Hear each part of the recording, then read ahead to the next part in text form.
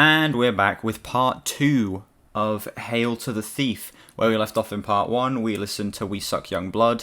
That song is terrible, probably one of the worst songs in the entire Radiohead catalogue. But anyway, we're not going to talk about that now, we're just going to move on. Next song, The Gloaming.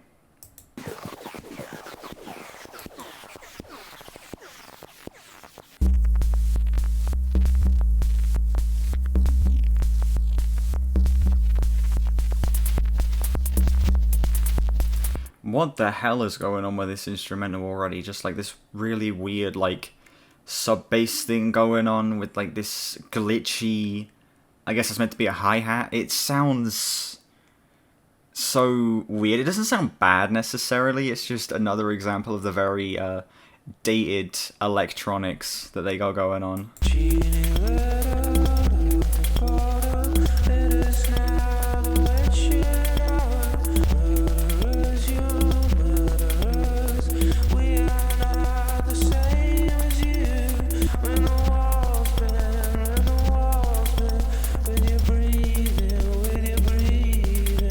I will say the electronics here aren't as bad as they were on, say, like, Backdrifts. And also I think the vocal performance is doing a lot in terms of keeping me engaged, despite me not being the biggest fan of the instrumental. I'm not loving it, but I will say it's not as bad as some of, like, the previous songs. Wait, what? I like the stuff they got going on in the background, but this, like, popping sound is so annoying. It sounds like popping popcorn, like, you know, when you put popcorn in the microwave. It sounds like that. I hate it.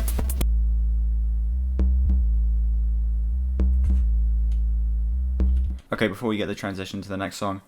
That song's fine. It's fine. It's the electronics do sound dated and they do sound a bit tacky, but they are definitely way better than they were on songs like Sit Down, Stand Up and Sail to the Moon. I think that it's decently well written, and I think the vocal performance does enough to keep me engaged throughout the song, but it's nothing I'm ever going to return to, like, on my own. I'd give that song, like, a 6 out of 10. It's fine. Got no problems. I've not got any big problems with it. It's nothing I really would ever return to. Just going to move on to the next song, There.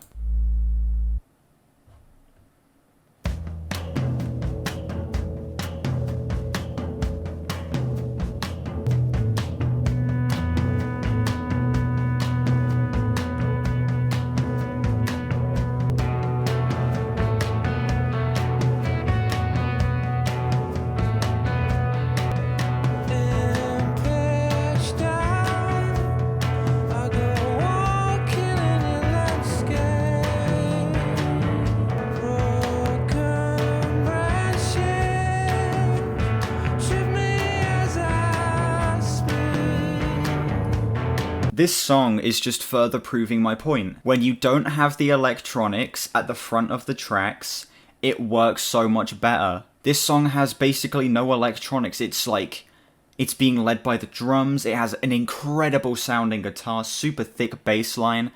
This song is like, goes above anything on the album so far. This, like, I'm gonna spoil it a little bit. This is in my top 5 Radiohead songs.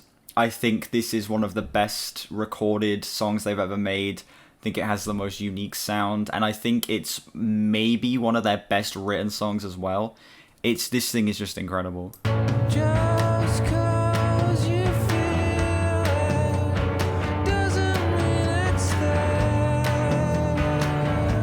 Doesn't mean it's there. These backing vocals do so much here, dude. They like they just work so well.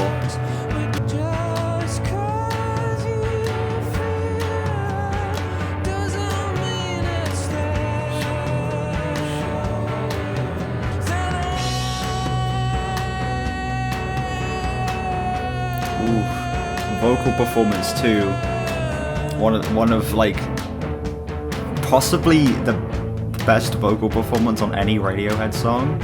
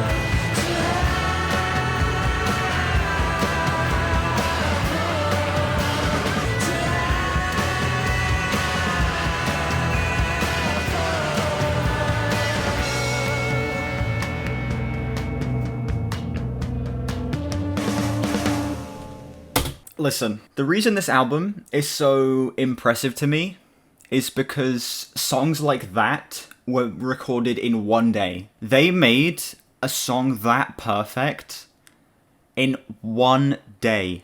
That is insane. That's a top 5 Radiohead song right there. That song's a 10, honestly. I don't even know where to begin. Like, I'm acting like I can list positives as if there's going to be some negatives to contradict them. There's no negatives. The drums are recorded perfectly. The bass sounds incredible. This is possibly the best vocal performance on any Radiohead song. It's perfectly written, and just everything comes together incredibly on that song. This is the best example of where this album's strengths lie. No electronics, no distracting dated instrumentation.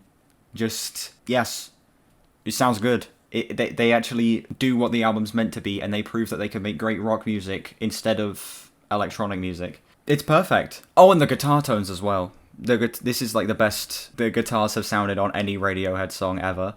Song's perfect, honestly. I have no complaints. I'm just gonna move on, because I don't want to talk about the song too long. Next song, I Will.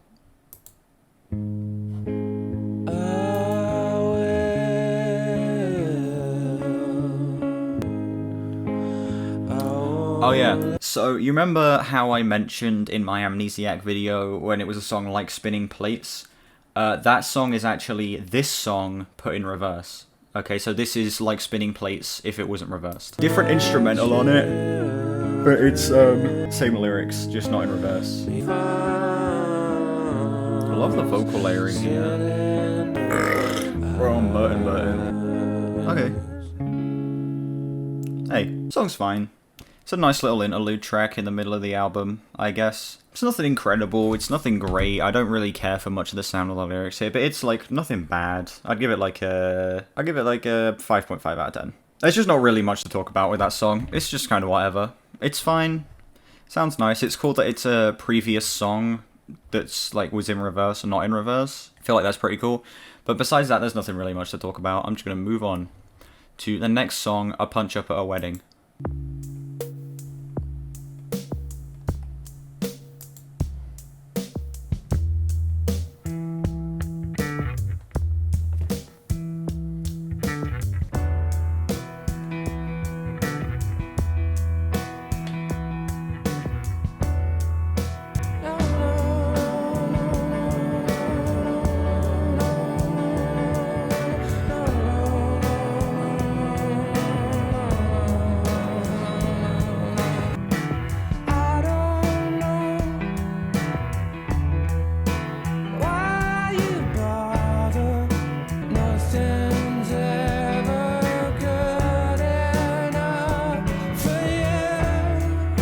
First thing I want to say is the sound of this song is like just instantly incredible. Like it starts off with like the like electronic sounding drums, and you're like, oh okay, we're gonna get another, you know, dated electronic sound. But then it comes in with the piano and the bass, and it just works so well. And I think the electronic drums here actually work like very well, as opposed to, you know, songs like Sit Down, Stand Up and the Gloaming and stuff like that, where they just didn't work that well. And the way it transitions into an acoustic kit as well works very well.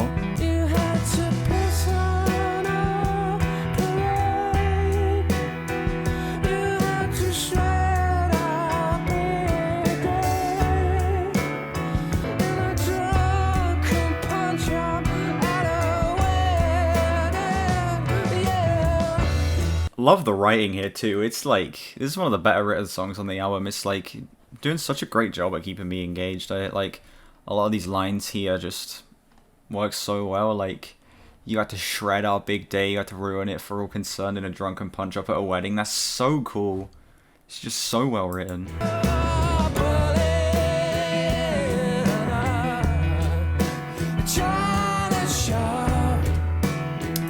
I will say that line is absolutely terrible though. A bully in a china shop. Really? Get it? Like a bull in a china shop, but it's a bully instead. Do you get it? That's terrible. I will say the song does drag a bit. Like, I do wish it was just a little shorter. 5 minutes is like a little long for this song. I feel like it would work better at like 3.5 minutes or 4 minutes.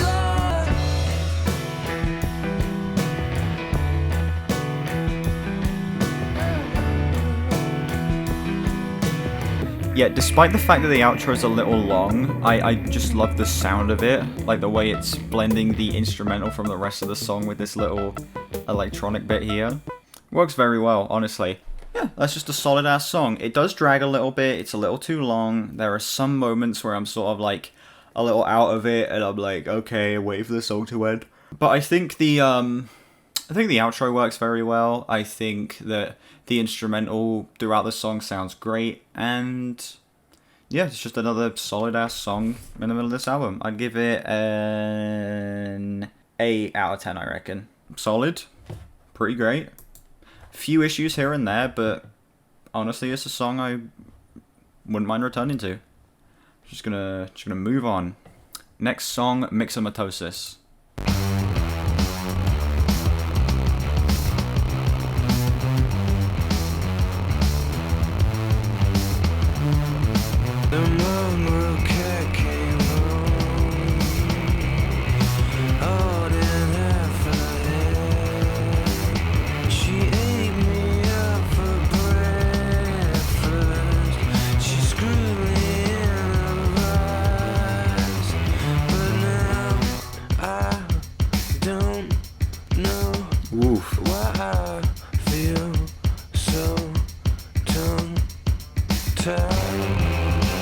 See, this is one of the rare instances where the electronics actually work surprisingly well. Like, this synth sounds great, and the vocal effects work so well when paired with it as well. The sound of the song is, like, really incredible.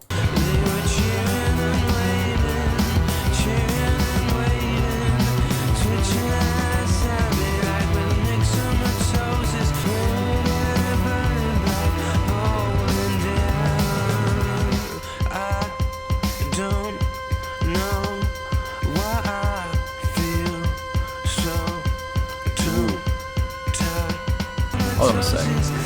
I've never actually taken the time to learn what this song's about. What is myxomatosis? Myxomatosis is an important disease of rabbits caused by a poxvirus called the myxomovirus.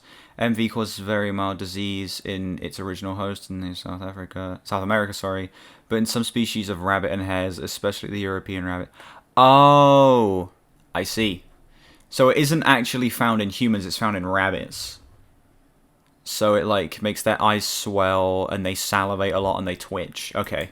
Adds a lot of much needed context to the song, I guess. I got myxomatosis.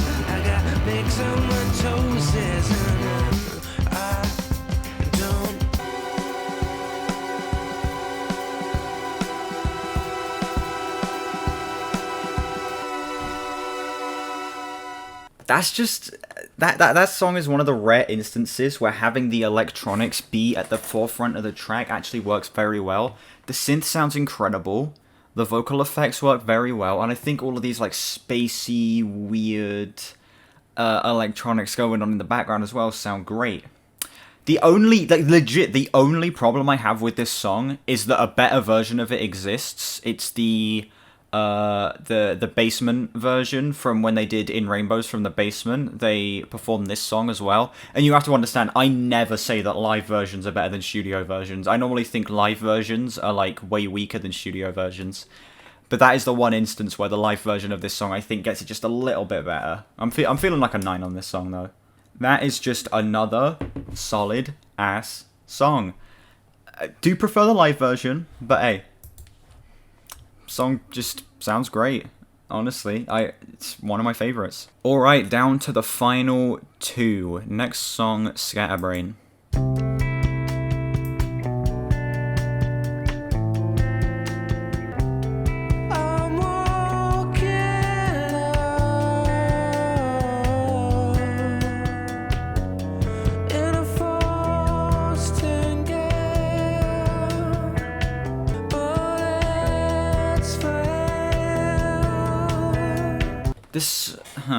My thoughts on the song are a little interesting. I really like the sound, and I really like the vocal performance here. But I don't know why this isn't clicking with me. I think it's the combination of the two. I just don't like the way they mix together, I guess. And I don't really care for the lyrics either. Yeah, I don't know, man, because the vocals on their own sound great.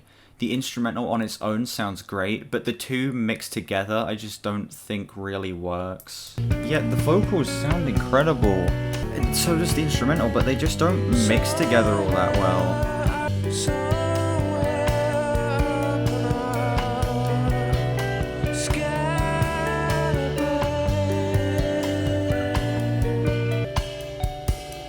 Really nice outro though.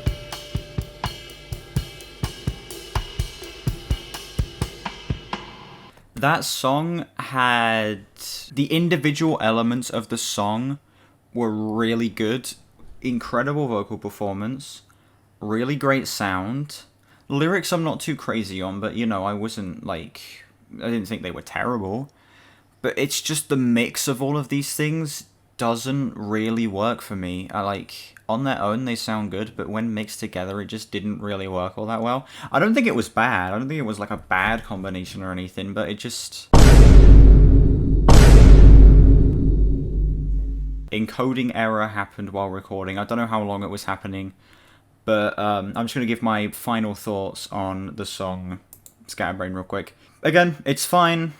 I think the sound is great. The individual elements sound very good, but they just don't mesh together very well. It's not a bad combination by any means. It's just makes for something that I'm not really going to return to all that much. I give that song... I gave the song a 6, I think. We are just going to move on to the final song. This is it, final track. A Wolf at the Door. Final song, A Wolf at the Door.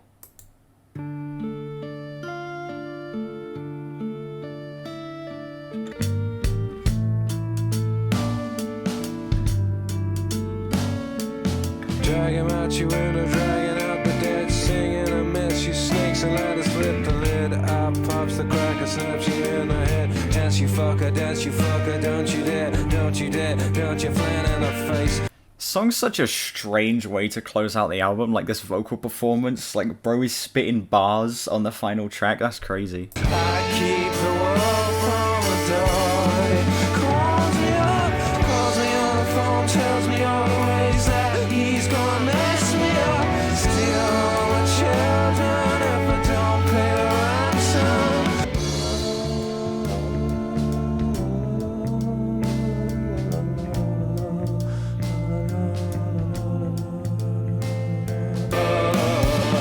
Walking like giant cranes, I'm with my extra eyes, I strip to naked. Tight little world, now on the list. Step a while to a week, take a plan. Get up, get over, turn your table. I keep the wall from the door, so I just go.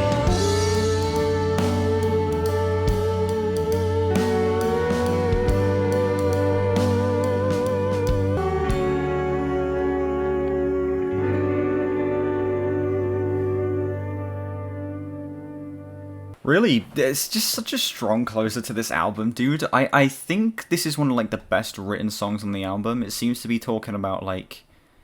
I assume it's talking about, like, things like taxes and stuff like that, and, like, the government being this, like, oppressive figure, like a wolf at the door. Like, in this chorus, he's saying, I keep the wolf from a door, but he calls me up, calls me on the phone, tells me all the ways that he's going to mess me up, steal my children if I don't pay the ransom. I'm guessing that's talking about the government and things like taxes and stuff like that, and like taxing the poor, because then he talks about like people in first class and stuff like that, saying they don't know where they're born and stuff like that. It's like really interesting way to tackle a topic like this, and I think it's just so well done. It has a super weird vocal performance. It's like the sound of the song is so unique and so different. And I honestly think it's just like the perfect way to close this album. I'd give this song a 10, honestly. I am going to quickly add up my score and then I am going to tell you it.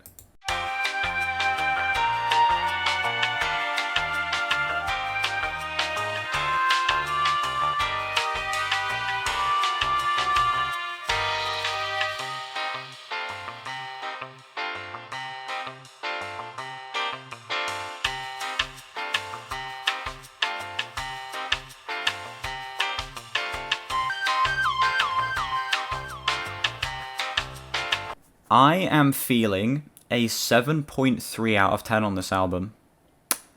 Damn. That's actually shrunk. The score on this album for me originally was an 8. It shrunk a whole 0.7. But honestly, I think that's just because I'm looking at it more analytically, and I wasn't doing so before. I was just listening to the album and thinking about it, not like adding up scores and stuff like that. It's solid.